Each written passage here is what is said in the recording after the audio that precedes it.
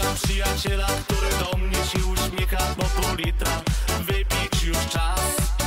I spotykam przyjaciela, który do mnie się uśmiecha, bo pół litra wypić już czas.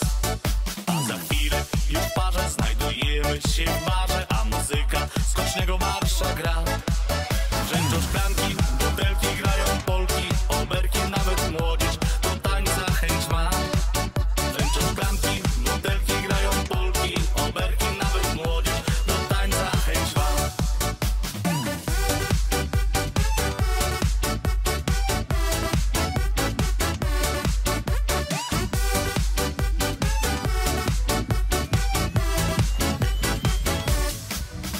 Ten zjadacz sił władza i do paki nie wsadza, a w mojej głowie jest bardzo dziwny szum. Zdaje mi się, że w barze gra mi ktoś na gitarze, wołam kelner, złocisty lej rum.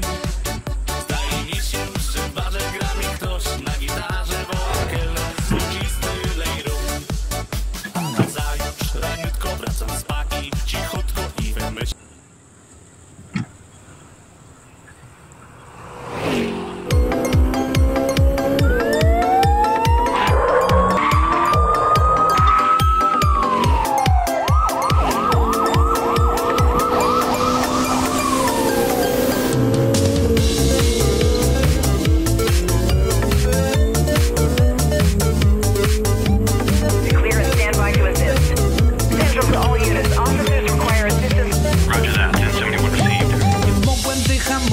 Tak szybko jechałem, gdy nagle za sobą syreny słyszałem. Kogucik migał na pełnych obrotach, aby dziś mnie dorwać, naszła ją ochota. Zjeżdżam na pobocze, spoglądam lusterko, idzie w moją stronę i kołysa bioderko. Otwieram więc okno i nagle widzę duże zderzaki, tak piękne jak na mojej furze. Pani policjantko, jaki mandacik mi dzisiaj wystawi się, pani policjantko? On złapnie tak, jak ty to potrafisz, pani policjantko. Jaki mandacik mi dzisiaj wystawi się, pani policjantko? On złapnie tak, jak ty to potrafisz, yeah, yeah, yeah.